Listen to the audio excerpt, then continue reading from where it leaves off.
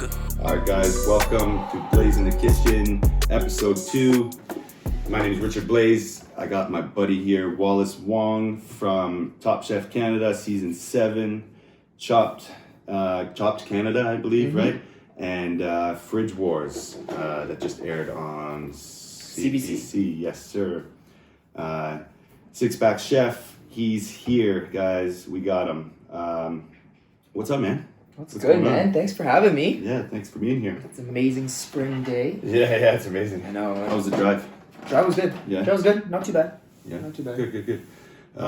So, let's get right to it. I want to talk to you about the ebook. This guy's got an ebook out, Yes, guys. I do. You guys can check it out at, I think you can get it on sixpackchef.com, Yep, right? correct. SIX. SIX? Yeah. Okay, So that's right. Yeah, SIX. that's right. I always have to tell people that. Right? Mine too, I know yeah. exactly. I know what you're talking about. It's okay. So the ebook. Yeah. Bro, so you're how to survive a diet. That's awesome, bro. Thanks, dude. Like, Appreciate it. The content that you're putting out on that shit is amazing. Like Dude. the photos, from everything from like even just like the captions, you know, like Tried to be fun. I tried to put me in book form right or ebook form in this case, so right? cool, bro. Yeah, So yeah. that's sick, man. So you were saying it took about a year to produce that, right? Yeah. So what happened was it was actually not supposed to be that crazy big. Mm. Like it was supposed to be like something during when I was on Top Chef. I wanted to like put something out there. Mhm. You know, I had some shirts for Team Wallace made Right. and whatnot.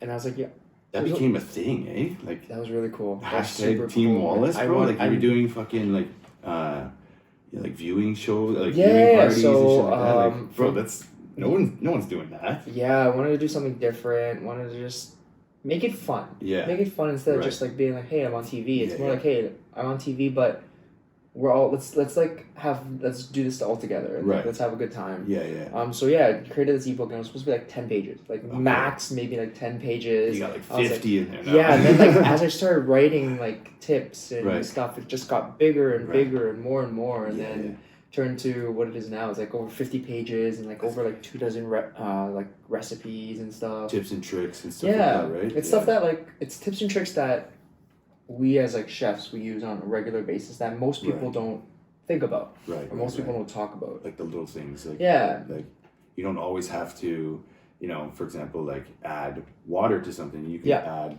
different things like Exactly. beef stock, chicken stock, things like that. And those are like It's small tips that small, make yeah. such a big difference Huge, already. Yeah, flavor wise and Yeah. things like that. Yeah, man, I know some people that like,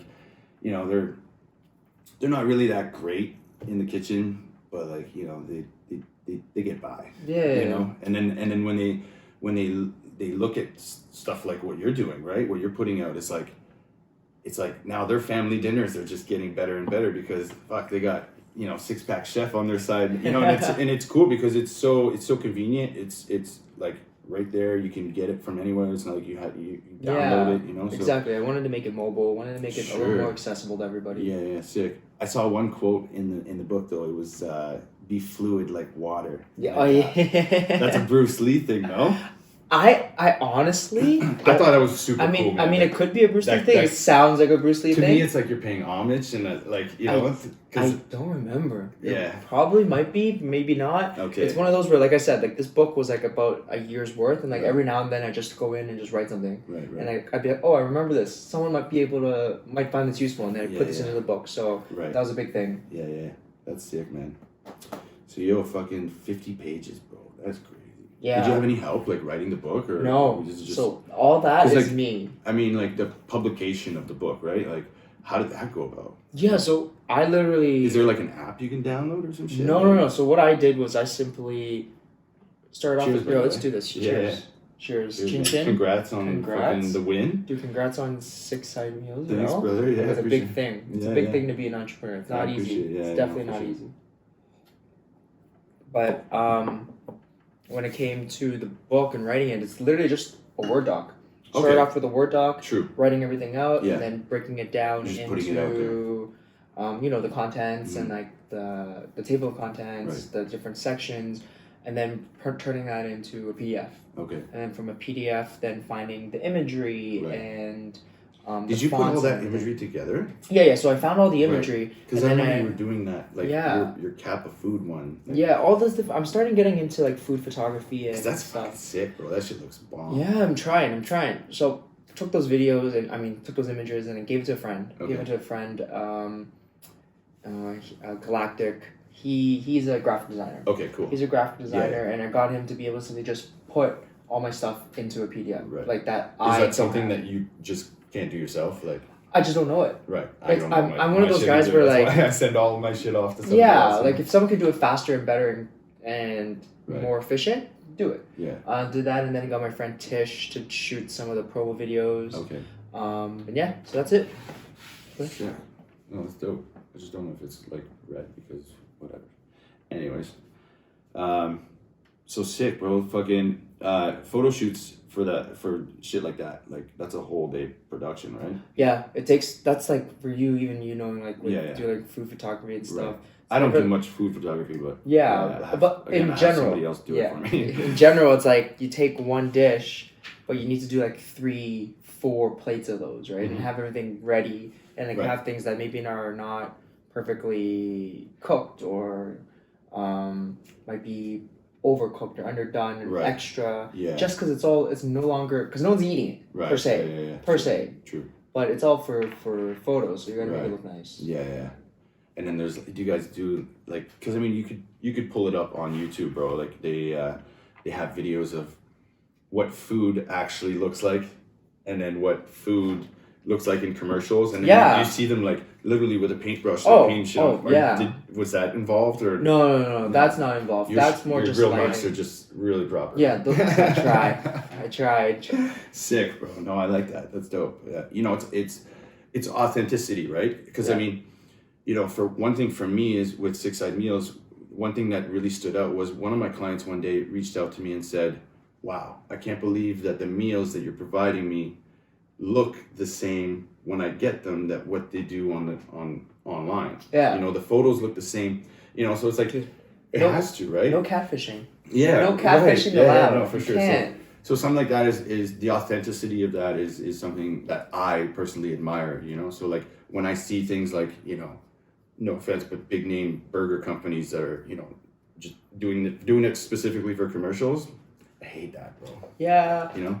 It's a thing, but, you know, it's part of the business, part of the game plan. Yeah. I guess when you're global, like doing you gotta crazy shit like that. Yeah. I mean, imagine running that kind of business though. One day. Who knows? Who knows? Yeah. Do I want to do it? Maybe. Do I not want to do it? I'm not gonna say no. Yeah. But yeah. No, for sure. No, I bet. So sixpackchef.com. Mm-hmm. You got the Instagram too, Sixpack Chef. W2 Sixpack Chef. SIX. SIX. Yeah. So that's the gram. That's food the photography on the Instagram, bro. I was just checking out yesterday. Yeah. Oh. I'm learning. There's very few photos, but it's coming. It's just building. So I've got it. I feel like you're building something on that though. Like, I am. Okay. So like the recent year, I've started to become more, I guess, a whole 6-pack chef as a brand to grow to be what I envision it to be, which is like eat good, look good, live great. So all things food, health and fitness, and then lifestyle and life. So my personal page, W2 Sixpack Chef, that's like the amalgamy of everything. Right. And then Sixpack. That's a personal brand. Yeah, and then like Sixpack Chef _ is where I simply just want to put food photography there. Right. Photography of things that I shoot, that I create. Right. So that's where that came, and then like start getting into TikTok. Are you on TikTok? I'm not on it. Okay. But I see you're on it. Yeah, I see you shirtless, 6-pack, and like just bro. I was like, there was like one video. I was like, holy fuck, this guy's. I mean, I don't cut that fast. My girl thinks I cut super fast, and I mean, I think I do too, but. You're just like, and you're like, and you're just like, what? I was like, it's like, that's like a different one. So TikTok's much more relaxed version of me. Yeah. Much more like, it has to be, right? I don't give a damn kind of thing. Yeah. Have a good time. I feel like that's what this is for me. Like, this is where people get to know like the real me. It's like, I think when we talked about this before we sort of hopped on this was like, we all need an outlet. we all need an Exactly, outlet yeah. for all our different avenues, and I Yeah. think for me, Six Pack Chef and a brand was that way to do so. Right. With my food outlet, my Right. my health outlet, Right. and like just Because the it's other your side. own, bro. Yeah, you like know? that's the best part is like it's authentically me. Yeah. That I'll never have to question. Right. Should I post this? Should I not post this Right. or anything like that? And I did that from the beginning, so Yeah. no one has to question if like I'm cooking something great. They're like, oh yeah, of course he's cooking something or like He's whatever. Wallace Wong, of Or course. if he's going, no, not that, but like just cooking in general. Oh, I get it. Yeah. Or like if I'm going to the gym and I post a gym photo or a Right. video of me Yeah. working out, they're like, But I that's you understand though, right? that. Yeah. Or if I even more so like recently, it's like if I go traveling or if I'm like at a party or like a guest speaking or anything like that, Mhm. people understand it. And at the end of the day, that's like the whole shebang. Right. Oh, that's cool, man. That's like it's like what was it? I forget what it was. Correct me on this, please, because I feel like there was one thing that came out one time. I think it was on Top Chef. I think it was like Chefs Without Kitchens or something like that. What was that? Was that something? That was What was that? I no, heard that was that. Chopped. I think Okay. that was Chopped when they were Okay. introducing me because at that moment Okay, I right. left working in restaurants. Right. And Yeah. then I was But like, you're starting your own brand as a chef, so like Yeah. you know, I think like I mean, It was no, just not a lot of people are doing that. no, you know but what I mean? Like a lot of, I- and I mean, again, correct me if I'm wrong, but I feel like a lot of chefs are kind of hiding behind the fact that they have like these restaurants, you know, to be at, you know. I don't know if it's hiding because like Okay. honestly I feel like a lot of chefs that I know we're very introvert. We're not extroverts. We like to be behind, in dungeon, behind the scenes, not really like yeah, being stressed showy. out all the time. It's something about it, right? It's almost like a bodybuilder that loves to be in those dungeon gyms and Right. like just hooded I hear and that. everything. Versus you have some other people that might, stringers all day and like Yeah, just always on there. Right. And same thing with chefs. And I think for me, I've grown to the point where Six Pack Chef, it's like a personal thing that's been on where I'm showing people you don't have to be a chef in a restaurant to be a chef. Right. You're a chef of Six Side Meals. Right. You own a restaurant, Yeah. right? Not And, like, technically a chef, but hey, you know. I think anybody that I think most people when they grow up, and especially me when I was growing up, a chef and the people around me and like the level that I cooked at, unless you're behind the line slaving and unless you're like getting slammed in tickets on a Friday, Saturday night dinner service or a brunch rush or something like that, you're not technically a chef. Right. And it's more of like an ego thing and more of a social thing. And then more and more I learn and I'm showing people, hey, like you can, go teach. You can, There's make a so meal many prep different company. avenues to You be. can, nowadays than like YouTube, right? Yeah, for sure. How many guys that are on like binging like Babish or like the guys Right. from Bon Appetit? Right. Those guys have way more reach than any chef possibly could at the moment. Right. And they're not a chef per se. Yeah. But they still cook amazing things. And then chefs want to be on those shows with these guys, right? Yeah. So it's very interesting to see the food industry develop and change over the years. It's crazy, man. And even guys like Matty Matheson. Yeah. You take Matty, like, bro. Matty Matheson is He a great took that example. and just went. He was a chef, Yeah. and then now he's like a chef personality. Right. But he's not like, not like, don't get me wrong, like the Bobby Flays or like the Giadas or like Food Network 100%, styles. Yeah, but that's his style. He is very much That's what you know. culture. Matty. Yeah. He's culture. Right. And he's not your typical kind of chef, tatted. No, for sure. He knows. Very out there. He knows food, bro. Yeah, he's a businessman. At the end of the day, he's still a businessman too. Yeah, for sure. Yeah, he's got shows and Yeah. he's doing well. He has a fest, Matty Fest. He had a food festival. I know. What chef has a food festival? That's what I'm saying. Like he just went took it to a whole nother fucking dimension, bro. Yeah. Crazy.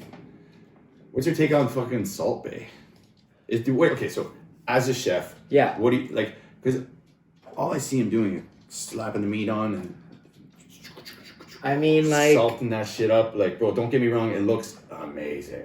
It's and like those cuts of meats, bro, are that's what I mean. Phenomenal, right? I Like, wish is he I a was chef? him. He's a chef. He's like a butcher. Okay. He's actually a butcher, chef, Okay. restaurateur. Okay, So he actually has steak restaurants, like a Right. steakhouse. Yeah. He has like many. He has many of them. Like a lot. And In the big time cities too. Yeah. Like Miami, New York. Exactly. LA. I've nothing against him at all. No, of course. Nothing against he's him at doing all. his thing, bro, for sure. Um, But like, Come on, with the I don't mind it. Michael Jackson shirt. I really don't mind it. I feel like, think about this. It's cool. No, I get it. Like if so he didn't exist yet, I feel like he's become a household name now. If he didn't exist yet and you did it, yeah. and you were known as Salt Bae, right. would you be hated? Yeah. No. You would be like Salt Bae everything all the time. Yeah, no, you're right. So like, I totally would be. I mean, I think that's a really cool example, right? Cool example of like, just not caring per se. Right. Yeah. Like, as long as doing your own thing. As long as the base is good. Right. Then everything else is extra. So, but like you got to take so his movement, right? Salt Bae movement became a thing. Is a social media thing, bro. It's a thing. But it's not like it's not. I mean, I'm sure he hasn't now, but like when it first started, bro, he didn't have a website. No. He may have had his restaurant, like his one restaurant or whatever, but he wasn't like doing crazy shit. Like I mean, I think. It's also like when I'll take and look on food restaurants, on food brands, and like on the gram, all these food places that have like really crazy food items that crazy rainbow cheese, grilled cheese, or all those things. For me, it's like that's weird for me. It's weird, it's like, why but I get it. It's culture. It's culture, but for me, it's as long as the main thing, which is the product, the recipe, the dish, whatever it is tasty. Right. As if that's tasty, you can do anything else. It's what I don't like is a lot of brands right now are doing things for the gram and forgetting the taste first. Right. Which they draw people in. True. They buy it and they're like, it doesn't taste that good. It's very true. But it just looks good. It's very true. Which is why Salt Bae, I don't hate him. Yeah. Because his steaks, his restaurants. Yeah. I haven't been there, but like just knowing the cuts. Yeah. Anybody, a good properly cooked steak will always taste great. Right. You add your flair and physique and all that stuff. Yeah. Bam, you've got something. Which is like the flair, bro. Which is exactly why I think for me at the beginning, doing my TikTok was such a weird. Don't get me wrong, I was kind of scared to be honest. Because it was like it's not showcasing like you've been shirtless and on a stage, flexing before. So like there's a whole story behind it. We're gonna get to that, but the TikTok thing is like that's a different thing, bro. Like it was a whole different thing. Once you post it there, it's like it's out there, bro. We try, because like the whole thing about that was I was like, you know what, I'll get onto TikTok. Let's get on, let's play. Why not? And I was like, I need to show people who I am. Yeah. So who am I? I'm Six Pack Chef. Right. What is Six Pack Chef about? Food, fitness, and lifestyle. Right. So I was like, okay, the lifestyle was like having a cool little song. Yeah. Cooking, so cutting. I was like, cool way to do some sort of thing that's like a little more unique. And then fitness. Right. So the shirt came off. Yeah. And then I was like, this. That was your girl's idea, no? No. This was literally just, okay, I'm going to put this out. I think if anybody who doesn't know me, because it's like a whole new market, I don't know who the hell's on it. I don't know anything. Yeah. So I was like, whatever, just put it out. And then, knock on wood, thank God, it went really well. Yeah. And then like... You're like, fucking what? How many K now? How many thousand? 111? 111? Thousand? Yeah. That's crazy, bro. It's small compared to like some other people though. Like, there's people that are like think millions. About how much time was that growth though? A lot less than what your Instagram was, I bet. Oh yeah, 100%. You know what I'm saying? 100%. Like that shit's going crazy, bro. It's different too. Now it's getting hard. It's getting very hard. You could tell right away. That's what I'm saying. Like Instagram is now hard as shit. Oh, even just in TikTok too. Oh like, yeah. It's not like late, but like from when I started two months ago. Yeah. To like now. Right. The reach is much more different. Because on the plateau of ranking or whatever for the ranking of apps and shit, bro, they skipped like 5 fucking rankings. People are going on. They went crazy. You know when something is like popping when big brands are on it. Yeah. When Walmarts are on it, when your Guess is on it, when people like LeBron and Shaq and like who's the one? Stevie Howie Mandel? Yeah, or is this who's the bald guy? The one Howie Mandel. Yeah, Howie Mandel. Yeah. He was on it. Yeah. Like he's on it and he's like doing the most stupidest things. I heard. Have you the first time I haven't saw seen him, any of his videos. The first time I saw him, he went to like a Froyo Menchie's kind of thing. Okay. Because his bald head and just went underneath and he just dinged on his head. Oh no. And I'm just like, so he's just like doing crazy shit. Yeah. But he's doing shit that he wouldn't necessarily be doing on other platforms. Right? Yeah, which is like on his big shows and shit. Which is again going back to self-branding, doing your own thing, letting people know who the hell you are on the real. I think that's what I mean. I think that's what the good part is. Right. Chin chin. Yeah. It's people want to know that you're personable. They don't want to see you per se as the celebrity all the time or as who is this. And like in my head, it's like if you don't want guys that big. You don't want people being like, oh, like that guy's a chef. Like I mean, you do, but like that's not what you are, as a whole, right? Yeah. So like you want people to be like, holy shit, that's the guy that's all about fucking fitness, lifestyle, and fucking nutrition or whatever. Yeah, chef, 100%. being a chef, right? Yeah. Bro, that's what you're doing is awesome, bro. I was just telling you, like, I was on the website yesterday. Yeah. And like, you even got things like, you can go and hire him. Like, you can go and hire him for a night to cook for you. And then you also do like culinary consultations. Yeah. So tell me a little bit about that. So, like, you talking like restaurants or just people like that want to know like what to cook for dinner type of thing? Everything. Like, okay. So the consultation stuff is more for restaurants, more for brands, more for product development. Cool. That's the stuff that, at the end of the day, I know that stuff. That's where I grew up from, right? Right, yeah. Grew up from creating menus, figuring out what ticks, what's not, operations, how to, how to make a flow of staff work well. Sure. Small little things, and I've been also even down to like staff. Yeah. And shit so not just menu shit. No. Okay, like cool. I'll train staff and That's get them sick, to be bro. like, hey, look, like, this is way more important. Organization, etc. Do this instead of that. It's all really. It's funny how you brought that quote up of like, be fluid like water. Yeah. Staff. Yeah. I give a client what they would want from me. So meaning like if a client's like, hey, look, I've got a really great restaurant. I've got a restaurant. I just need a new menu. Right. Sure, I'll give you the new menu. Or if a restaurant comes in and be like, hey, look, my staff gets slammed all the time. We get behind. Like, can you help us figure out like figure out the chits? Like, figure out what's wrong, what's on, happening, and then I'll do that too. And right. Time management. Yeah, so that's like the restaurant stuff, and then I do product development where like I like to help a couple brands. I've done a couple brands where like whether it's flavoring, whether it's like figuring out the branding out of it, doing some marketing stuff. And, cool. Yeah. Fucking down to the spice too, eh?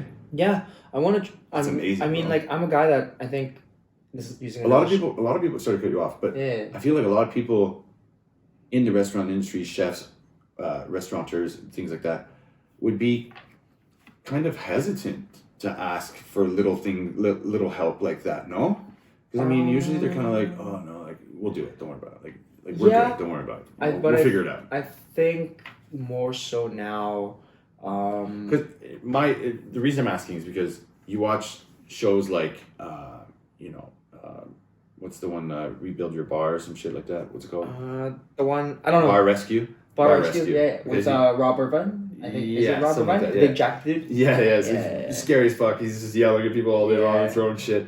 So anyway, so you look at shows like that, and you're like, okay, so this guy's just coming in there like just ripping people apart. And nobody's like, you're not doing that, right? Like, no. Okay. Because I would never.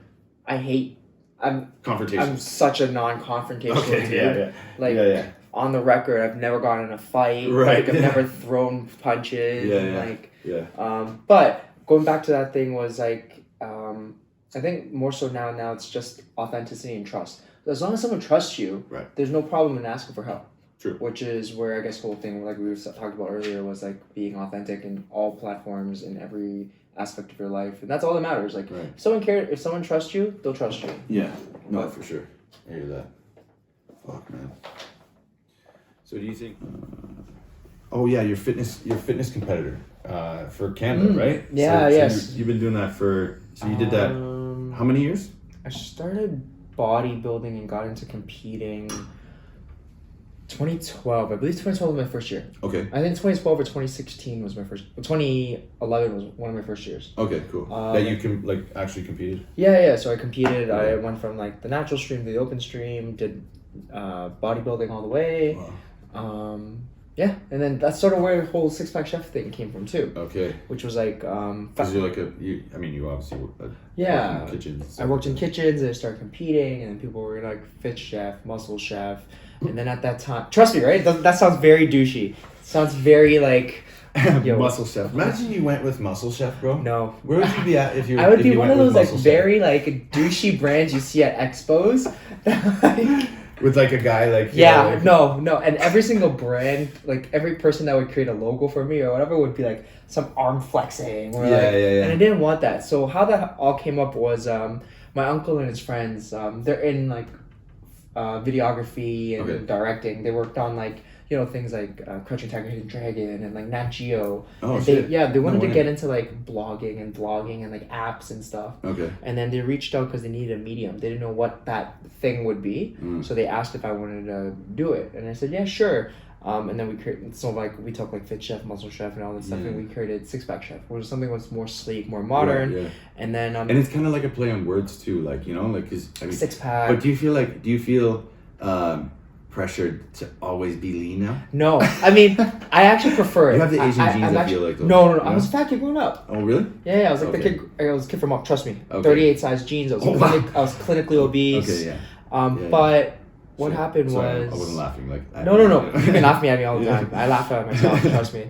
But we started doing like a couple recipe videos. Right. But the problem was that those guys, they're just so pro. You know, when you're so pro, you can't downgrade your quality. True. Yeah. So like a video would take like 3-4 guys one whole day to shoot, and then edit and everything, and then at that moment we were starting, so there's no income, right? But that's like what I was saying before. It's just like such It's a a production. lot. To So do like it that ended kind up of shit. becoming where it was like, it's a lot of work and food costs and stuff so like then that. they're like, yeah, let's just thing it, Right. and it just sort of simmered down a bit, Yeah. and then I ended up just taking the brand, the name, and I just went with it and just tasted. So I was like, I think I was saying earlier was like, Six Pack Chef and how it became and how it started and how everything's happening now is that for the last like about decade, I've just tasted things as a chef's analogy, Right. which means that I've tried everything under the sun. Like you're talking like different foods or like different flavors like spices. not talking about that. I'm talking about like avenues and channels. What I mean by that is I've done private chef. I've done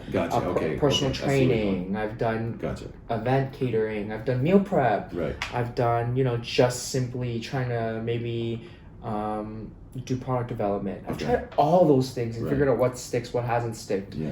And then eventually the amalgamation of all those, and I've sort of fine-tuned it and try to find out find my feet and find where I'm at, and sort of is what you see now as Six Pack Chef, which is like I'm growing it into this. The goal is to make it a giant parent brand.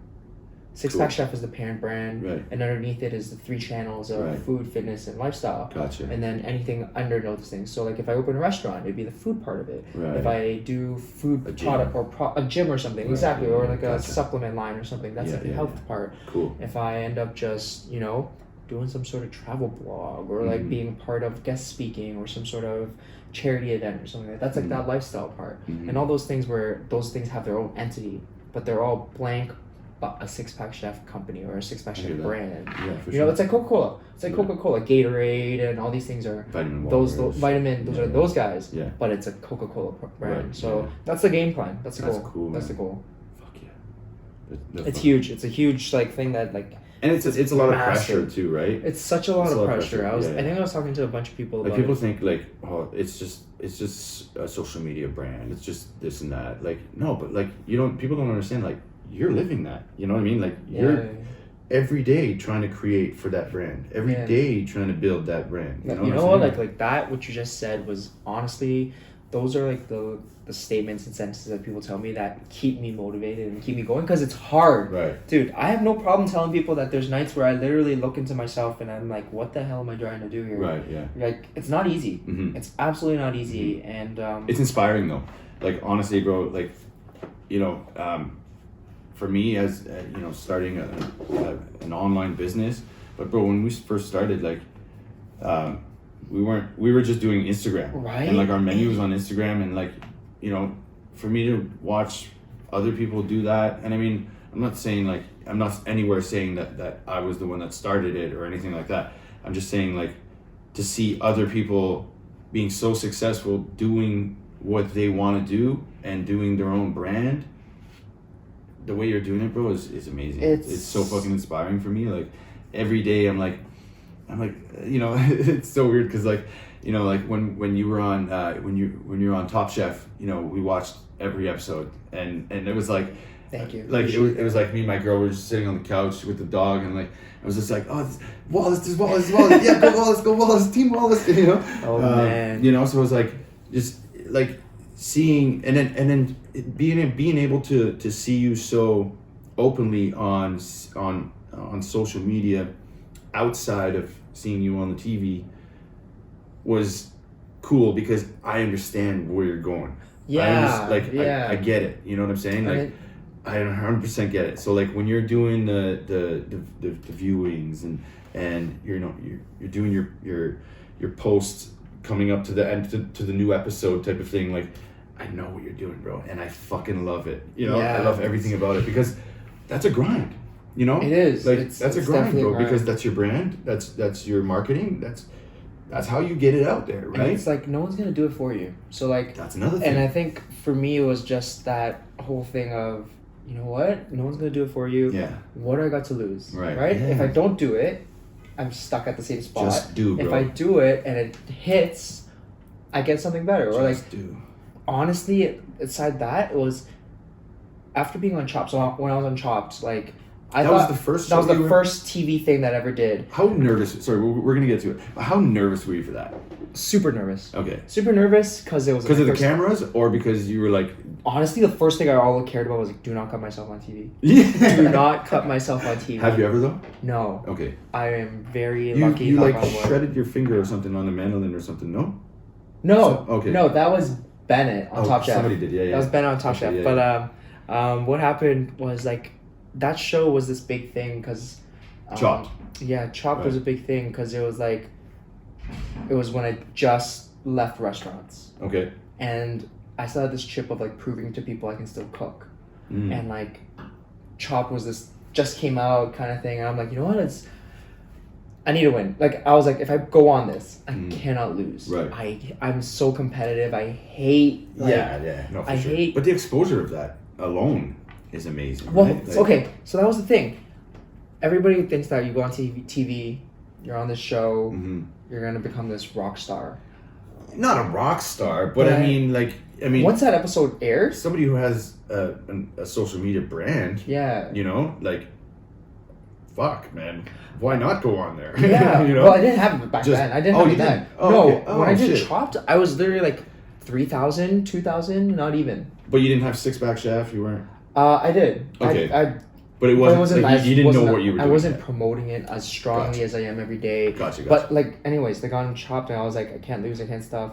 And I just got on and I just did it. And then when it happened, I thought it was going to be, everybody thinks you're this rock star. And I'm like, everyone's going to watch on television. Yeah. I'm going to post saying I'm on TV. Right. And then like, Hollywood, here I come. Yeah. Crickets. Honestly, crickets was what happened after it came on. Really, eh? Like, as in like, no one cares after, and that's what you have to understand in life. I think it's like you're only as good as your last at bat. Like no one cared that it was airing, or nobody cared after. After once it's done, because there's always something new. But is that because like you weren't really pushing it? Because now you're doing the viewings, and bro, I feel like even still, like when did the thing? When was the last episode?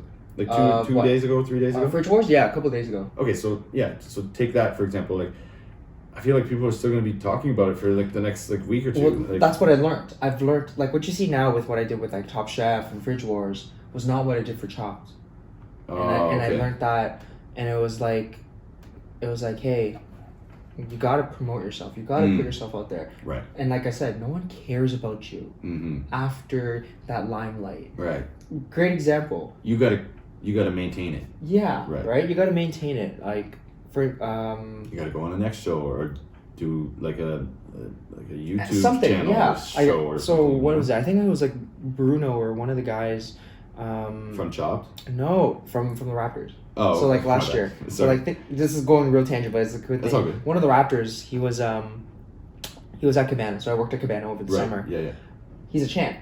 He's an NBA champion. Right. During the championship run and everything, in public, everybody would go crazy.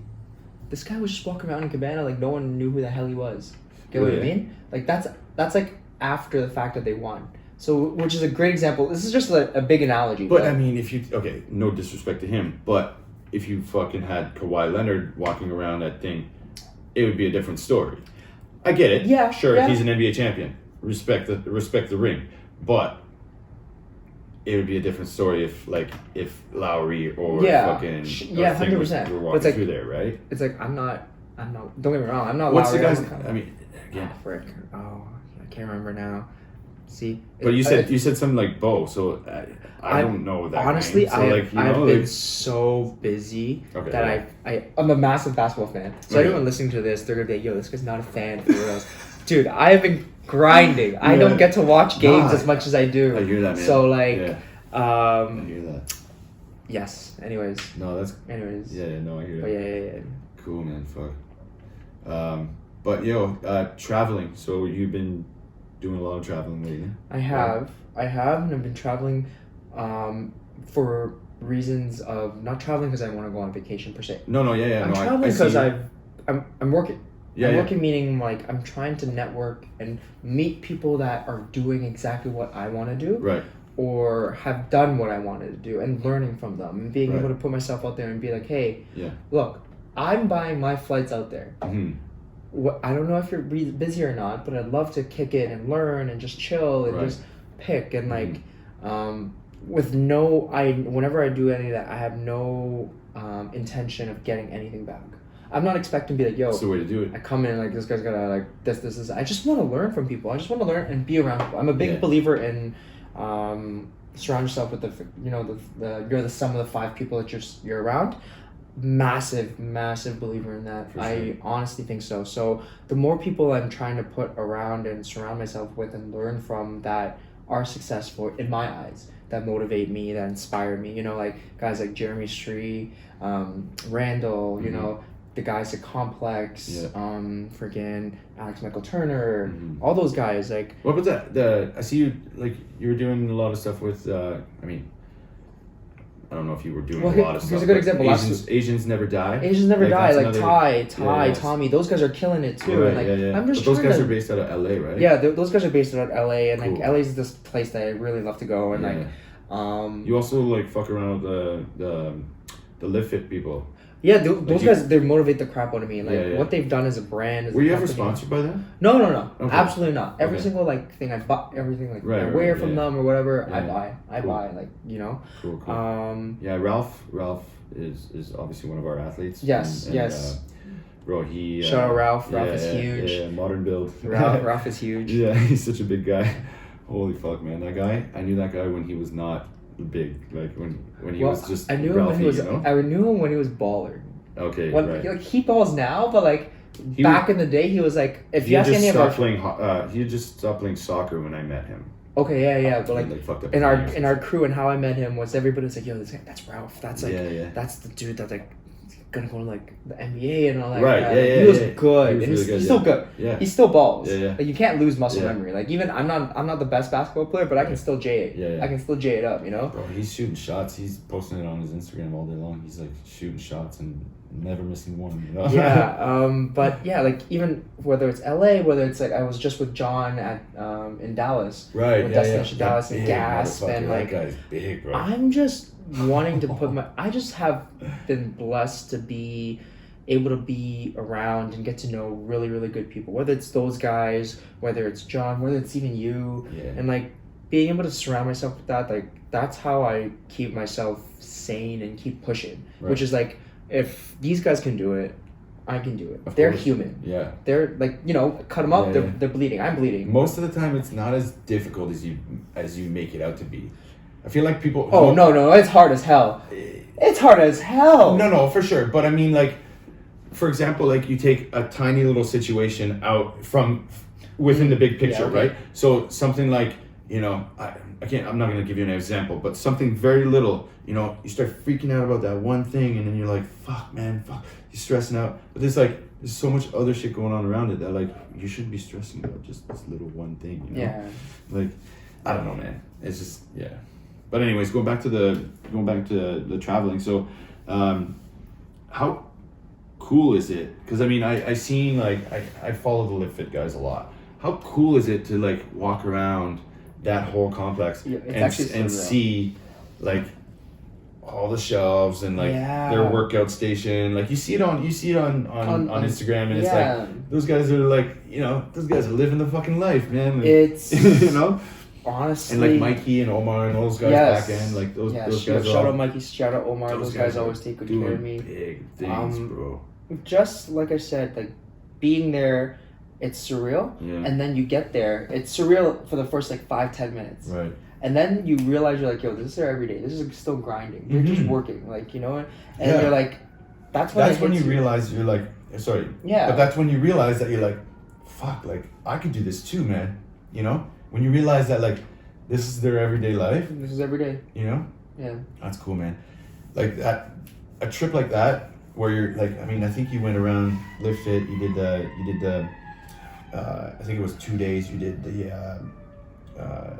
Asians Never Die, they did the food festival and shit like that. Yeah, they do night markets a lot. Right, yeah. So, like, bro, just being out there and being around food with those guys, and then being around that huge inspiration of Randall and the Live Fit guys, like that trip must have just been like, you come back from that and all you want to do is just work.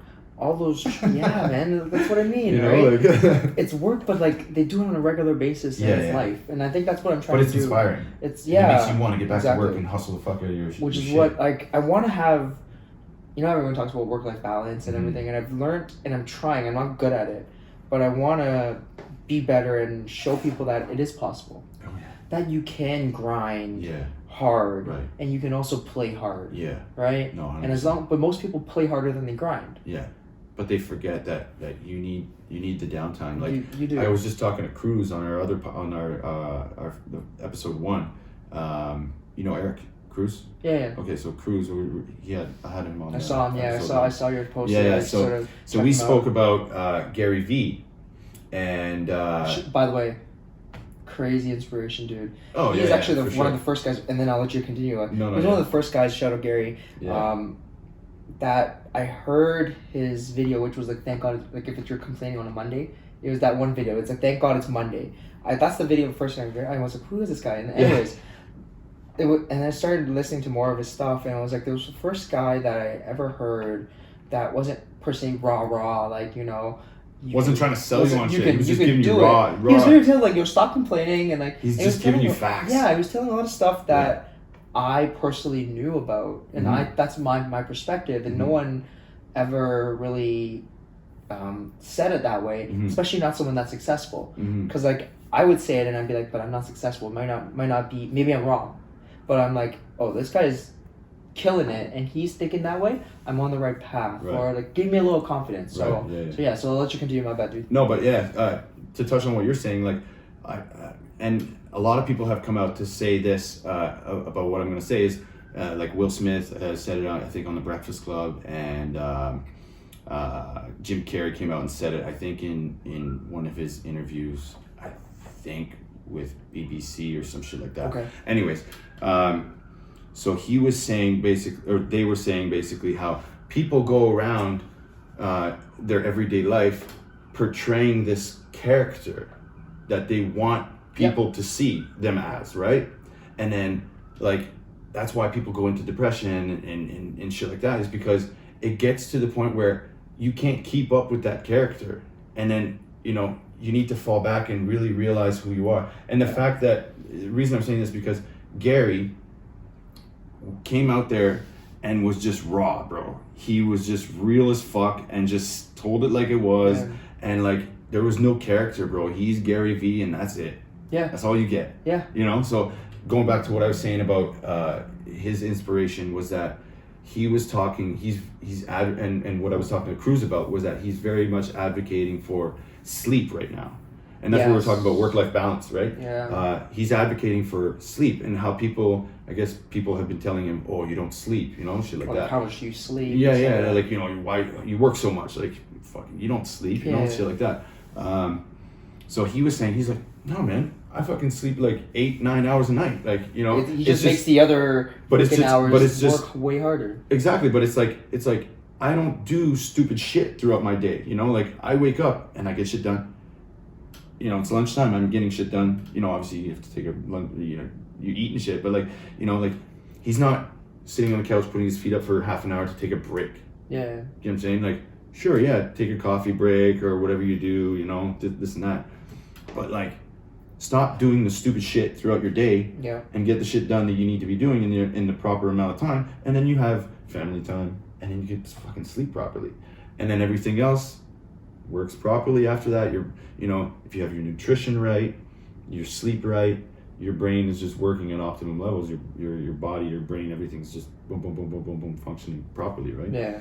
So yeah, no, it's cool to see like guys like that come out and just, you know, tell it like it is, you know, no bullshit, not selling you on anything. Nope. Shit like that. No. Do you watch what's it called? Everyone watches Joe Rogan, but Andy Frisella? Yeah. You heard of him? Yeah, I do. He's another one. He's just like, the MFCEO. He'll fucking punch you right in the mouth, bro. MFCEO. With inspiration. Yeah, you want inspiration, bro? That guy's got all. I follow all those guys, and it's cool. It's cool. Yeah. It's cool, and I'm the more I do things, the less I find that I'm following them. No, for sure, yeah. Just because you have to kind of like reach out for their stuff. Like you have to. I can't remember who it was. It was no. It was like I think it was either Gary or like Andy or one of the guys. So they're like, "Yo, I can talk all I want about my podcast and everything and like all my videos and stuff, but I need you guys to do stuff." Yeah, exactly. He's like, if no one watches my stuff because they watched one and then they went to go do shit. Yeah.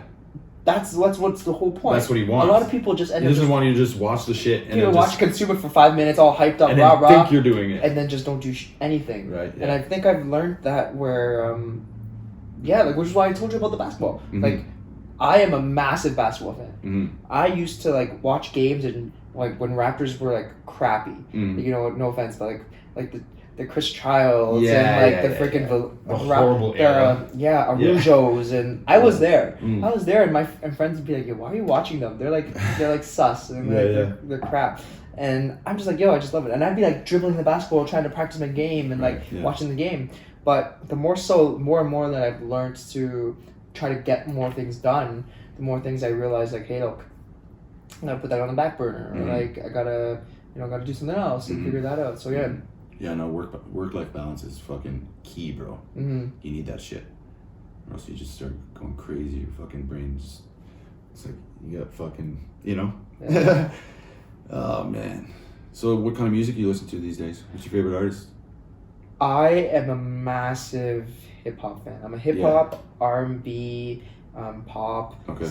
Start getting into a lot of like... Not getting into, but like... EDM house and just because like the festival. You just started. I'm not like a EDM head or right. a what do you call it, a house head. Yeah. But I like the music. You know, I'll go to clubs. I can't do that. I can't do cheap house. I can't do just beats. I gotta be I'm sort of mainstream at the same time. Okay. But more and more now, especially with TikTok. So I'm into like all those songs are always in my head. Like, the ones that go fast enough for your fucking job. No, man. It's just in general. I think it's cool to see it. Like I've always been. It's because of basketball. It's because of like bodybuilding and like all that stuff. That like that hip hop, R&B, rap culture, pop is always a big thing. Like you know. I feel like the competitive aspect of what your life has become is a huge thing. Like hip hop is a huge inspiration for that too, right? Such a huge. Because I mean, hip hop in itself is such a it's a. I mean, you know, Drake said it the best. It's a sport that you know that they don't get trophies for, you know, like shit like that, and like you know, as long as people are listening to your shit, and that's another thing for us. It's like as long as people are like consuming our stuff, and you know, eating our food. watching us on thing, listening to our stuff, you're winning, bro. As long as, Yeah, well, it's like a big part of, I think, for us even is as a chef, I listen to music when I'm cooking all the time. Oh yeah, you have to. I listen to music. You have to. But I've worked in kitchens where there was no music, and I would be like the exec chef's like, no. Well, there's a lot of restaurants that aren't like that, because like traditional French brigade and in the kitchen should be quiet. It should be super quiet. Because like. But communication throughout the whole fucking kitchen, like music is necessary. I think if I ever have a restaurant, I would always have music on, like in the kitchen. It just gets everybody lively. Cooking is hard enough. I mean, like obviously, like there's a time period for like dinner service where, maybe turn down enough so we can yell the chits and they can hear the order and stuff like that. But like, there's got to be a vibe, dude. You want to? If there's no vibe, it's like. Fuck, man, you're just hearing the dishwasher going off, bro. Yeah. But I've worked in those places, which is like all you hear is just spoons and like spoons and dishwasher, and that's it, bro. Yeah. But here, I'll tell you this one thing that I've always wanted to do at a restaurant, if I ever had one. Yeah. Would be like, obviously, if I had a restaurant, the chefs would sort of be the stars at the same time. Okay. So we won't be hidden at all. Right. I want guests to interact and for us to interact, and it would be something cool where it's logistically kind of hard because everybody would have to come in at the right time, at the perfect time. Right. But just like a basketball game, they do introductions. Okay, you would do that. It would be like, all right, guys. Tonight we have cooking your. It'd be like introducing your team for the night, and music and whatever, and be like at Saucier from blah blah blah, and you sort of you sort of do a little intro for that cook that's on that station. Yeah. He gets to come on and have a little good time, True. and then be like. Yeah, and then coming from this and this, bro. and then you have your team for the night. Yeah. And then you cook, and now everybody that's there as a guest, will be like, oh, I know. I'm gonna use a random name, John. Yeah. I know John. I know freaking Richard. I know Wallace. I know all these guys. They're cooking now. It's more intimate. It's more personal, but it's a very different. Bro, you could do that because I mean, take for example like Au Noir. That's in the dark? Yeah, it's in the dark. I've never had it. Okay, so I've been there, and it's scheduled timing. Hold on, but like, is it good? That's what I mean. That's what I mean. We were talking about earlier. It's like gimmicky food. Yeah, it's definitely a gimmick, bro. It's it's an experience. And their thing is their whole they're thing. Still alive. Oh yeah. Which it blows my mind. I know. Yeah, it's fucked up, bro. But you know what? Their whole gimmick is. You taste the food better when you don't see what, like, you know what I'm saying? Like, your taste buds just take control. You just told me that. It's fucking terrible, bro. What'd you eat? I don't even remember, bro. It was a long time ago, but fuck, man. Do they, like, describe to you? You don't even, like, they tell you what you can choose, and then so you choose before you go in. Okay. And then you go in and they give you whatever. But bro, are you blindfolded? Oh shit! Sorry. Are you blindfolded? No, but it's dark as fuck in there, bro. You can't see shit. Like, Like you can't even see your hand. Like, in front of your face. And bro, there's people talking around. Like you have no idea if somebody's coming to like fucking slap you with a fucking bottle of wine or something. You have cutlery. Yeah, everything's there, bro. Like what if like someone everything's there. That's what I'm saying. Like you don't know if the server's like naked or something, like that's fucking swinging his dick in your fucking plate or something. Like some stupid shit, bro. Like what the fuck? These guys that's are not my jam. It was a cool experience. I would never do it again. That's all you need to know. That's all you need to know. But food wise, it wasn't all that. The experience was the fact that you went there and ate in the dark. That was the experience. It wasn't the food. It wasn't the drinks, because everything was just kind of there. I mean, but you couldn't see it. We can talk as much smack as we want. No, 100%. But they still survive. Yeah, and bro, they're kicking our ass. I bet you they make way more than we do. They're doing something right. And bro, I'm not knocking it. I'm just giving you my honest opinion of what I thought. Man, this was like 7-8 years ago. And like I said, they're still here. But imagine being the chef there. You're like I can do whatever I want and no one will see it. Every plate could be different, bro. Every plate. There's like 2 potatoes on this one. We don't have enough potatoes. They had no potatoes. They don't even know there's because it's not like you're gonna talk to the person like, no. Oh, your food looks so good. Like, you have so many potatoes. Can I have one? Like you can't say that. Like, or like, how many potatoes do you think you had? Like, you're not gonna say that. From a chef's perspective, that must be super demotivating. I think so. Because like when you because you want that wow factor. When you're cutting, say you're cutting your sweet potatoes or whatever, you like it a certain size. You want it to look a certain 100%. Way. You want your green beans to look like this and that in your container. I want them to look a certain way when they come out of the oven, bro. When you're at that restaurant, you really don't need to care. I mean, flavor wise, but I mean, even then, bro, I don't want to badmouth whoever the chef was, bro, but if you're watching and you're the chef there about 8 years ago, I'm fucking sorry, man. Holy shit. Imagine it was you. And you're just like, yeah, tell me more, bro. Fuck, man. Yeah, no, but like, I mean, gimmicks, man. Like, going back to the gimmicks, like that, it works. Yeah. People go there just to sit in the dark and that's it. Yeah. Because they don't go there for the food. They don't go there for the wow factor of like, holy shit, this looks bomb. You know, like the shit that you're putting on your Six Pack Chef Instagram. That shit looks phenomenal, bro. I have it right here. Look what. Oh my god, bro. Bless. Oh, here. You could just grab it there. Oh yeah, that's right. I'm gonna see if I can pull this up during the video, but during the edit, but like, God, what the fuck? I'm just learning. What is that? That is it's a umiboshi kimchi that I made. So like umiboshi is like Japanese plum. Okay. And then it's just a broth. How long was that? I can't remember. A couple weeks ago. I don't recall. But that's like that's from Daily Seafood. The Icelandic cod is from Daily Seafood. Jaco, he's a friend of mine. A family run like seafood business. That's fucking nice, man. Yeah, and then like so he just gave me some product and I got to play with it and like really just showcase the product and as a chef, you know, that's what we do. We showcase and highlight products. That's our goal. No, for sure. This one's a little more Asian style. Okay. So when you're going into like when the plate's just sitting there and it's empty, right? Yeah. Do you know what you're gonna do? No. Or do you just do it and then like see what fits? Recipes. It's kind of like a fucking like Tetris. I literally don't cook with recipes, which is like this weird thing that... Is that something you learned from your dad? Because I remember you on Top Chef, you were saying how your dad was definitely not. Remember your dad was like eyeballing the rice? Oh my god. that was such a stressful episode. You're like, Dad, you're gonna eyeball the rice? It was such a... It was more... No. It wasn't that he was eyeball... I don't remember what he was doing. Bro. But it's just like, I'm like, this is not the time to be hero. I mean, funny, bro. It's because like, for me... I don't cook with recipes, but I can have intuition.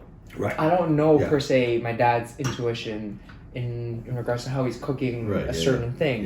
But I don't cook with recipes. Mm-hmm. I never have ever since I just started, even in restaurants. Because like usually when I was able to create a dish for a restaurant, it would be like the special of the day or whatever. Okay, gotcha. So I never had to make it a standard thing. True. I just need to make it taste good for that night, sell it out, we're good. Gotcha. And that's how I've actually done it, and that's how I've grown throughout just in general how I cook. It's what I have in my fridge, what I do, what I figure out. And like I always describe it as, when we talk about the music, it's like a rapper or a musician that listens to a beat or a tune or something and then creates on top of that. Right. And depending on that beat or depending on that whatever flow, it's feeling like. Yeah, then, you know, the line is one way, the lyrics one way, the sort of the swag is one way. And that's how I go with cooking. So like if someone gives me something that's very delicate and they're like, yeah, here's this delicate dish, it's for this like really special event, then I'll go that way. But if it's like, hey, look, like for instance, like Salpe gives me a massive piece of steak or something like that, and he's like, here, cook this. Yeah.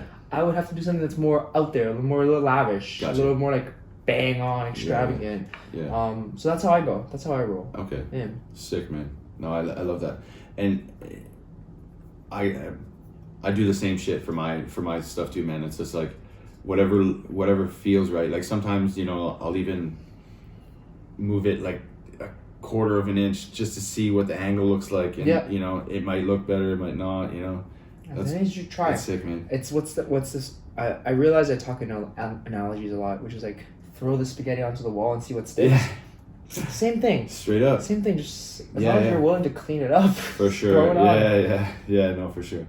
No, that's fucking sick, man. I see you're like partnering up with, or I mean, Are you sponsored by them? Yeah, Perfect Sports? So I've been with Perfect Sports when I started competing. Cool. Really big shout out to the team there, Yeah. Perfect Sports, the whole family. Mm-hmm. They've like taken me under their wings. Bruce, Mike, all the guys here, Danielle, Curtis, Sean. Danielle, I know Danielle. Yeah. I've been So in touch like, with Danielle, yeah. what happens was, I think it was like second year competing. Okay. Second year competing. It was also just so happened that Ontario, so provincial, the provincial show was at the same time of my 7-year anniversary of being cancer free. Mm-hmm. And I was like, oh, cool. And then there just so happened that there was this, the show, shout out to Pam, Jurgen, Absolute Touch. Okay. They created the Crush Cancer, Big movement. big show and movement that Okay. happens after that. And I was like, oh, I wanted to do something for it. So I dedicated that show to me being cancer free and also the whole Crush Cancer show. Yeah. So I wanted to create charity, and I was like, Right. hey, like if anyone wants to raise money and stuff. And one of the people that I reached out to was Perfect. Right. Was Perfect. And I was like, hey, I'm doing this. Would you mind? Would you like to give me? I honestly just like give me whatever you'd like. Yeah. I was thinking they'd give me like a T-shirt and some samples. Right. Right. And then Yeah. Bruce and They're good, man. Bruce, and at that time it was Helen and people there. Yeah. They gave me not just tubs to give away. Right. They also gave me a little spot on their booth Right. to have a little thing, Cool. and like I was able to raise like I think $2,000, almost $2,500, and then from there it just came to like, hey, are you free to do a demo? Right. And then I did like some demo rep stuff, and then eventually down the road to where I am now, which I'm very blessed with, is being able to create recipes for them. Excuse me. Yeah. Fuck. Wait, bless you good? Yeah.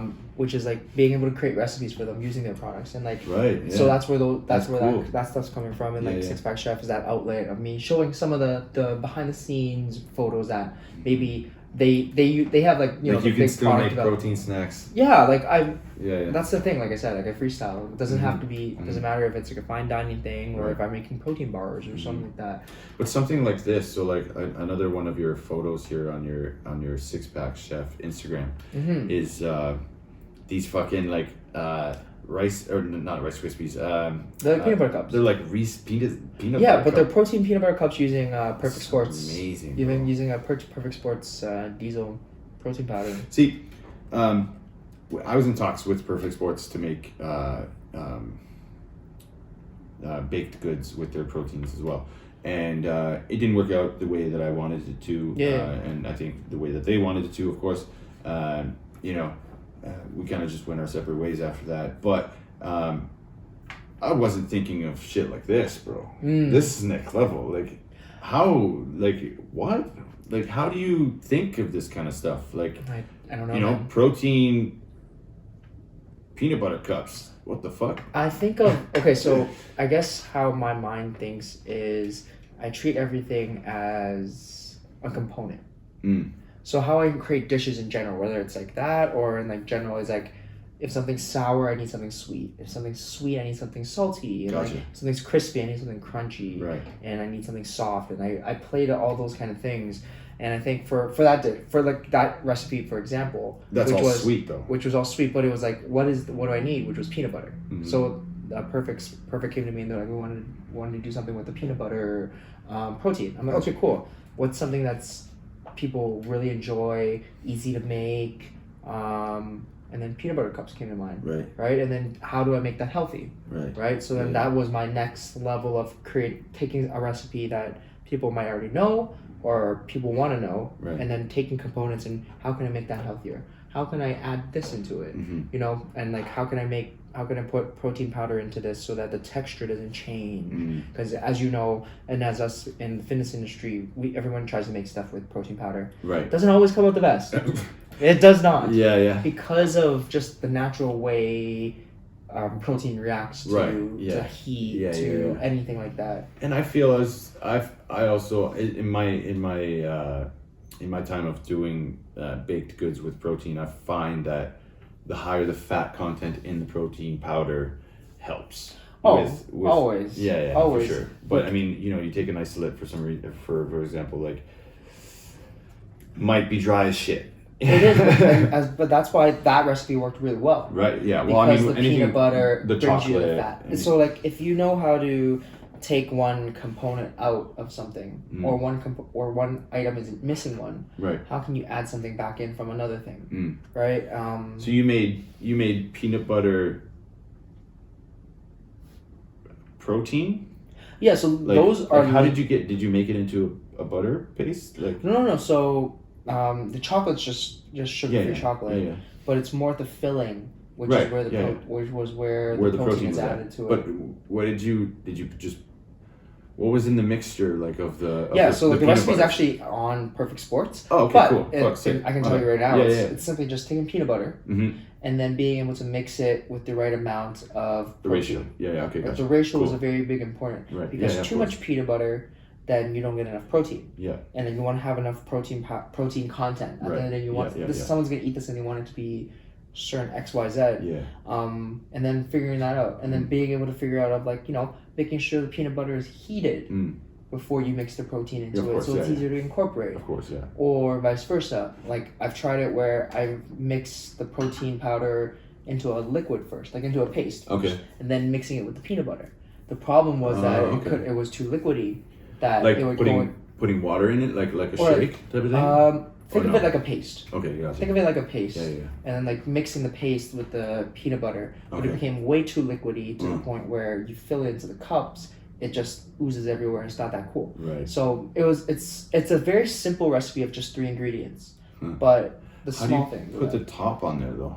Yeah. So Because I mean, big corporations like Reese, they obviously have machines that fucking do everything so for them, right? just So you do the bottom. okay. You add the filling. Yeah. And then you put the top on, and then as long as the filling is thick enough that it holds its shape, you can put the thing on top. Gotcha. Okay. Yeah. Okay. So it's not like a truffle or a bonbon where it's like 2 shells and you fill it into. Gotcha. Okay. Cool. That's another What I was option. thinking, That's another option, like a Cadbury cream egg. Right. Like it's 2 halves. Yeah, You fill 1 half Yeah. and put the thing on. Gotcha. But this is simply fill the bottom, fill it, put the filling into it, and also the filling is. That's what I mean by not being so liquid. That if it's thick enough that it holds its shape, Right. then it can just mold over on top. Yeah. Sick, man. Yeah, man. So nutrition is huge, obviously for you because for your your bodybuilding background, obviously your healthy habits on a daily, things like that. But let's talk, if you don't mind, how nutrition has helped you with your recovery from cancer. I noticed you brought it up earlier. I was gonna bring it up. I didn't know if it was cool for me to talk about it. Yeah, no, 100%. It's part of my life. Like the fact that I met you the first time I met you, I was dropping meals off at Herc's in Heartland. And, random. And it was a random meetup. Enrique introduced us. Said that shout out Enrique. This guy's a chef, and this guy owns Six Side Meals. And you gave me your card, and I was just like, I looked at your thing, and the first thing I think one of the first things I saw was that you were that you had gone through cancer and shit like that, man. And I had somebody in my family that had cancer, and they fought it and they beat it. But I remember that whole process, man. It sucks. That whole process, it sucks, bro. so hard. I mean, I wasn't even. I lived on my own. Yeah. And I wasn't there to be a part of it, you know? But fuck, man. I was hearing whatever was going on, and like, I can't even imagine, bro. And the fact that you got out of it on the better end of it, and what you're doing now, without it even being like, a blink in the screen, like, that's crazy, man. Yeah, what the fuck? Like, but going back to my question, like, how do you feel like? Do you feel like nutrition helped you get back to? So that's a big thing. I think I know what you're getting at, which was when I was 17, got cancer, went through 6 months of intense radiation chemotherapy, and during that time, I was this guy that was fat, that got skinny, wanted to be on the ball team, so I got skinny fat, and just your average Joe, back to looking like pretty normal, and then I never wanted to get fatted again. And the thing with chemo and like radiation and all that is like it kills all cells. It kills everything.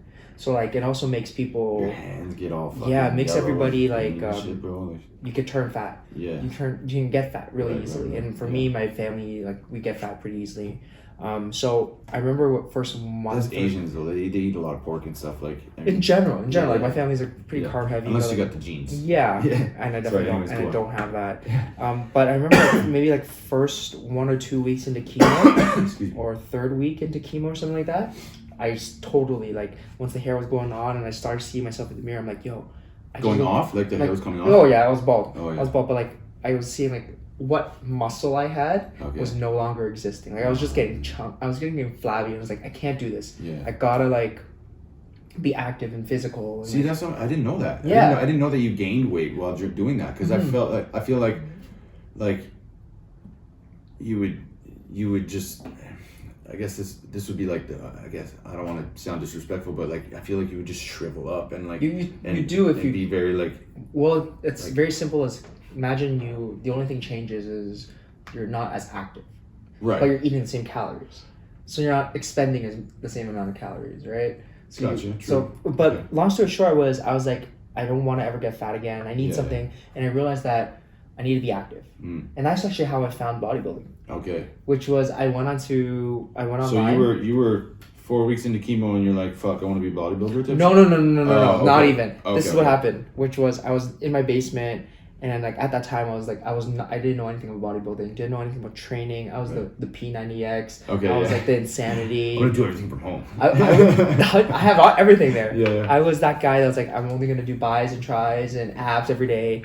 And then I was doing abs and I was like, oh, new ab workout or something like that. I searched it up and then it came on bodybuilding.com. Cool. And then at that time they're featuring, it was Overkill. Okay. Overkill by with the Kai Green. Okay. Kai Green and... what year was this? 2008, 2009. Okay. Anyways, Okay. And then so I started watching his videos, watching that documentary, Yeah. and just doing abs. And then it got to and then I finished watching his one thing, his one documentary, and then I went to go watch his next one and the next one. Gotcha. And then just that happened, and then That's not how I got into bodybuilding, but that's how I started seeing what bodybuilding.com was and all the protein Gotcha. and who Kai Green was. Right. And then so Kai, it's safe to say Kai Green was like your Kai Green was my first bodybuilder that I ever knew about. Okay. I knew of him more than I knew of Arnold Schwarzenegger as a bodybuilder. Gotcha. I knew of Arnold as the Terminator. Yeah. I didn't know him as the bodybuilder. Come with me if you want exactly. to. I'll do the drop off. Yeah. And then university happened, so I was training at university. Just like I said, Where'd you bis and tris. I went to Laurier. in Conestoga College. Nice. Bis and tri, abs. Didn't know anything about nutrition. When I graduated, I needed to go to the gym. Went to Good Life at Square One. Okay. Had a friend of mine, That Mike. was a dungeon back then. That was one of the trainers there. He's a friend of mine now, Mike Yang. He runs Forge Gym. Oh, cool. Yeah. Sick. Nice. So in Saga, right? Yeah. Okay, cool. He goes to me. He's like, hey, do you ever think of competing? I'm like, what do you mean competing? That's all it takes, eh? He's like, well, you're here all the time, Yeah. and you train more than anybody else, Right. per se. And I was like, no. And then I thought about it. I'm like, you know what? And he's like, yeah, I'll coach you, and I'll take care of it. And I'm like, oh, And then I was always skinny fat. And I was like, this might be the thing I need to like get the physique that I always wanted to get. And then so I learned about it, signed up, did my first show. But because you were skinny fat, like there was because I was skinny fat. No, but because you were, there's a higher chance of you building muscle and shit. No, because I didn't know about training either. I just trained. But I was even just with throwing this guy, weight. like No, so like when I was with Mike, he was just dieting. Like I wasn't training. So like I was that guy that would come in and put like 20 plates. I swear I have a video that I think I used to delete when I started bodybuilding because I deleted it because my freaking form was horrible. But I had like 16 plates aside on the leg press. Oh my god! And I would do it for like just a couple. Yeah, that's not like, tough. Like a quarter of the way down to whatever. like, and just bouncing them off. Like it wasn't bouncing. It was actually pretty solid. Oh, no. Solid like half reps. Yeah. Okay. Yeah. But that's the grass, man. But like for me, I think I hit up like 160, 175. I was pretty heavy in weight. Right. And I remember I dieted down. I went on stage at like 125. How tall are you though? 160 is pretty heavy for you. I'm 5'5". I'm 5'5", 5'6". At 5'5", 160 is pretty fucking. So I went on stage. I came second at the show, but I realized I had no muscle. I was shredded, but I had no muscle, and that's when I learned that. That's when problem. That was training. Was like I was not training properly. I was not eating properly, and that's started this thing of, A, I came second. I hate losing. Yeah. So and then B, it's like okay, I know that what I need to do, and that's what started my bodybuilding sort of career, if you will, and competing, right, and like constantly getting better and better, and then and then just eventually just gonna go. Sick. So you would say like. Tangent. This all goes back to nutrition. Yeah. 100%. Food was a big factor in me. Food and fitness was a big factor in me beating cancer. Benjamin, 100%. Stop barking. Benji. Come here, buddy. Come here. You want to say hi to people? Come here. You want to say hi to the people? Oh, what a cutie pie. This is Benjamin, guys. Hey, I know Benji. Hey, Benji. You no barking, okay? There's no one here. I know. Love you, buddy. I want a dog so bad. He's my best friend. 100%. You go down, okay? No barking. Sorry, that was fucked up. He likes to bark when like... Dude, honestly, dogs have a pass for anything. I know, right? I know. When really I get do. my dogs, I want 2 dogs. Yeah. Actually, I even want 3, but... What are you thinking you're gonna get? Oh, so me and my girl, we talk about this. Yeah. I personally want 3, but it's gonna be a Frenchie, and I really want a husky. Frenchies are messy, bro. I really want a husky. I've always wanted a husky, but... So you want the messy dog. But she wants a Samoy, and I have no problem with that either. A Samoy, that's the big fluffy... In my perfect life, cool. I would have a Frenchie, a pit bull, a bulldog, a husky, a Samoy, and... Shiba Inu. Shiba Inus are nice, bro. I like those. Would be. I would have all of those. Yeah. But that's like in a perfect world. Right. That's a lot of dogs. That's you need a big space. And then 1 cat. Bro, wait till you have a puppy. And then add 1 cat. Wait till you have a puppy, bro. Trust me. Having a puppy is anybody that knows me knows I love dogs. Yeah. Like they know I am a massive dog. It's funny, like how you said you're like I came in and like it's so surprising how Benjamin was like not even. Yeah. It's this thing where I just connect with dogs. Right. So my first interaction with the dog was my uncle when the same one who shot like Crouching Tiger to Dragon. Right. Before he had my That's crazy. Before he had my niece. That's so nuts, bro. Was I would go to his house because he had a PlayStation. So I go to his house every weekend to play PlayStation, and that was it. And then one day he's like PlayStation 1. PlayStation Classic. 1. Yes. Love that. And then he would be like, "Hey, I got a friend today that I want you to meet. Like he's gonna come over and play with you." I'm like, "Oh, no way!" So I'm like, "Okay, cool." So he takes me over. I didn't think any of it. Like my family is not. It's totally against dogs, just because like allergies and stuff like that with my family. Mm-hmm. And like back in Asia and Hong Kong, like stray dogs were all the time, so it was not like seen as a great thing. Right. So I go to my uncle's house. And I'm like taking off my shoes and like going and getting my usual, going and get ready to play PlayStation. Yeah. And then my uncle's like, "Oh, your friend's my friend I want to show you is here." And then I'm like, "Okay." He's like, "Here, come out." And then I come out and he's holding this black baby Labrador puppy. Oh no. And then I'm how many weeks? Like tiny, like fit in your palm type of small? Like... It was this, like this. Oh my He God. literally comes out with this thing. That's awesome. This black dog. They're the cutest when they're And that then small, he's like, bro. I'm like, "What?" Yeah. And then he drops him onto the floor. Yeah. And the floor was like tile. Okay. All you hear is this little thing come over here. And I'm like, "Oh my God, what's his name?" And it's like Ryder. And then from then on, I would come and just chill with him all the time. Right. I actually slept with him in its cage. Yeah. Every time I was over with my uncles until we couldn't fit anymore. That's a big cage. Small cage. But yeah, and since That's then cool, I've man. loved dogs. Man. That's a sick story, yeah. Yeah, man, it's like I had a dog growing up, but I was very little, and then she passed away, obviously, or we had to put her down or something. Yeah. So I didn't really get to know her, but when I got Benjamin, it was like, it's the same thing, man. Like you see them and they're on the floor and they just love you like right away, It's like they know nothing. Yeah. The only thing that they know about is like if you give them love, they'll give you more love exactly, back. Yeah. If they see It's that you're a amazing, little bro. like off, they'll come and they don't have to tell them, and they know they know to like just be like, "Hey, I'm here." Exactly. Yeah. It's like when I was with Benjamin. Yeah. He I was just down there and he just knows to be like, "Hey, here's my toy. Like come play with me if you want to." Yeah. Like I'm not gonna force that's you. That's when you know Benjamin likes somebody. He like gives them his toy, and his avocado is like his favorite toy, bro. Nobody touches that toy. Yeah. Yeah. I freaking. Yeah. Dogs are, I mean, it's like you said, man, like coming home from a long day, you know, like you're stressed out and shit. Like when you open that door and that dog's just like greeting you at the door, like, I know. you know, it's like nothing else matters, bro. I'm gonna wait. I can't wait for nothing that else day. matters. That's actually one of my biggest life goals. Right. Is to have a dog. Yeah. It's so small to most people. No, yeah. But for me, it's a very big. I personally want a dog before I want a kid. Any day. Yeah, I think so. 100%. And when I got him 3 years ago, that was exactly what I thought too. And everybody I say that I have a dog and they know who I am, and they know how I am with my dog. Like they all say now, like, oh, you're gonna be a great father. You know, like I could see it. You know, because the way I take care of my dog, the way I talk about my dog. It's your kid. You know? He's your family member. It's not a dog. He's my son. You know. He's your son. Yeah, bro. That's honestly it. I love him like my son, bro. Yeah. It's so fucking cool. Love it. Sure. So yo, it's 3:20. You gotta get going soon. Tell them where they can find you, bro. Yeah. You can find me at all the social platforms: YouTube, Facebook, Instagram, TikTok. They're all W2 Six Pack Chef.